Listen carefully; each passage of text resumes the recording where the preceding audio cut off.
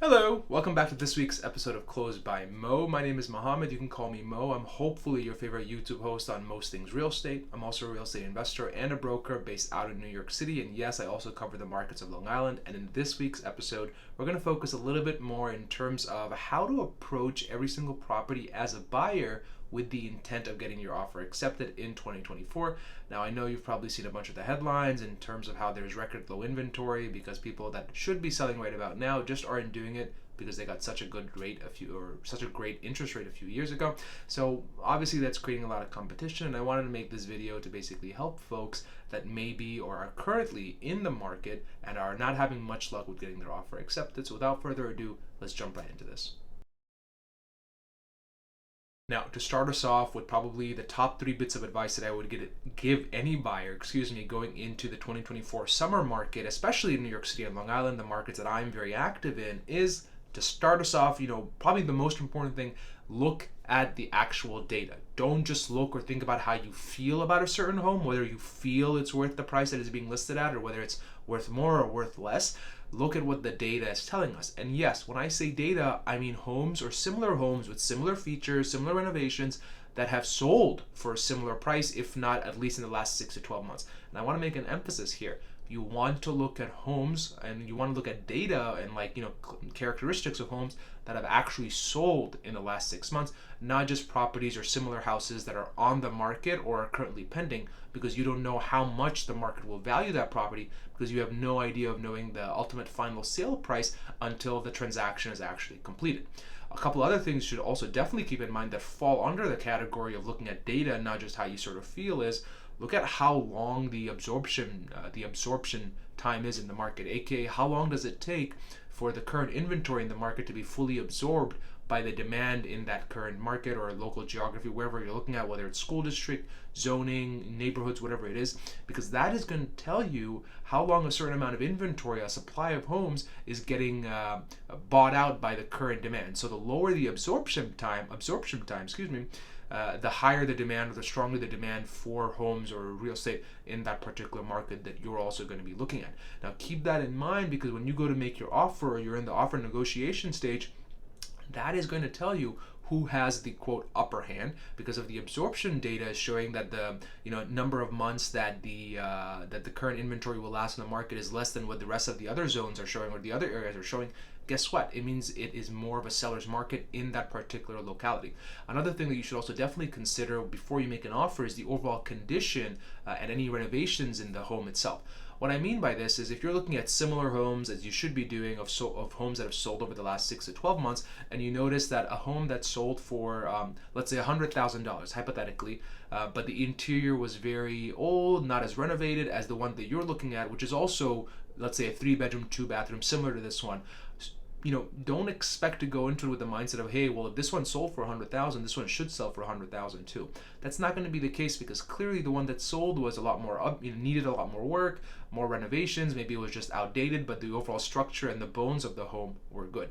Those are the things you have to sort of factor in when you're looking into the comparables of the home, especially if you are taking my advice and focusing on the actual data that is being considered while you're or before you're making your offer, or hopefully while you're in the negotiation phase, because that data is something that is tangible. It's not going to change. Doesn't matter if you're looking at one house or another house in the same locality, or you're working with multiple brokers, whatever it is. That data is going to be constant throughout your entire transaction, or it will change, of course, as more transactions happen. But at that point in time, when you're making an offer or deciding how you should counter, that data is what you should be relying on mainly. Now, it's not to say that you shouldn't also be looking at anecdotal experience, which takes me to point number 2, which is look at anecdotal experience of the people that you're working with. And this is why I stress so much, it is so important, the people that you have in your corner. It's so important who you work with, ergo, because the right broker that, let's say, you do decide to work with will have the anecdotal experience, not just the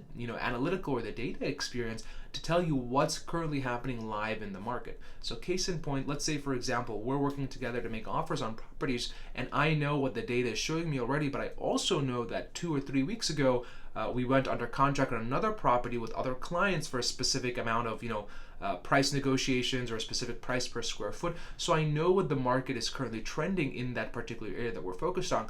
You should be using that data, or should I say that experience, into your current offer strategy. So that's why it's very important to work with the right broker that not just understands the market data, but also understands and is very active in the trenches, in the deals, making things happen, because they'll be able to tell you what the anecdotal evidence is sort of showing us. So far it's two factors. Number one, it's the data, it's like the actual analytical, empirical evidence. And the second is the anecdotal experience of the people that you're working with, the broker you're working with, and what he or she is seeing in the actual trenches from working on deals and transactions on a day-to-day basis. The third is something that I say very humbly, and I say it with a grain of salt too, because I don't want it to sting anyone. Understand where your offer ranks, right? You might think that you have the best and final offer, then that's something that the seller would be mad not to accept. But guess what? If you like the house, there's about 10 other people that also like the house too. Who's to say that other people can't make offers that are going to be better than yours? You have to understand that you will work with the limitations that you have, but you shouldn't let that cloud your judgment when it comes to putting your best foot forward in the other offer terms. So let's say, for example, you understand that, hey, you're a little bit cash strapped as a buyer and you're coming in with a very low down payment.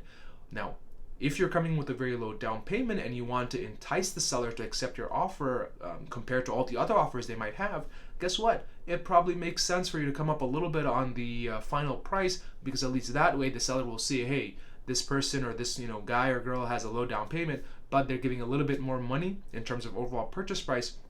So that will help me, maybe improve the ranking a little bit in terms of the overall offers that you might receive.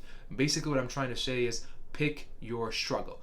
Don't expect to, keep taking.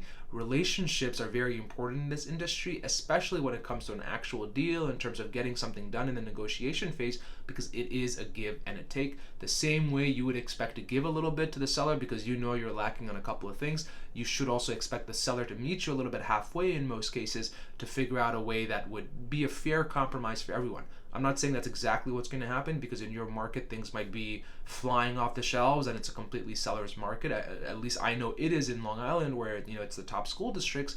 But in most cases, every single transaction, every single offer, counter offer phase is a give and a take. So you have to make sure you understand that. And the advice that I would give everyone is there's three factors you have to consider whenever you're buying any kind of real estate.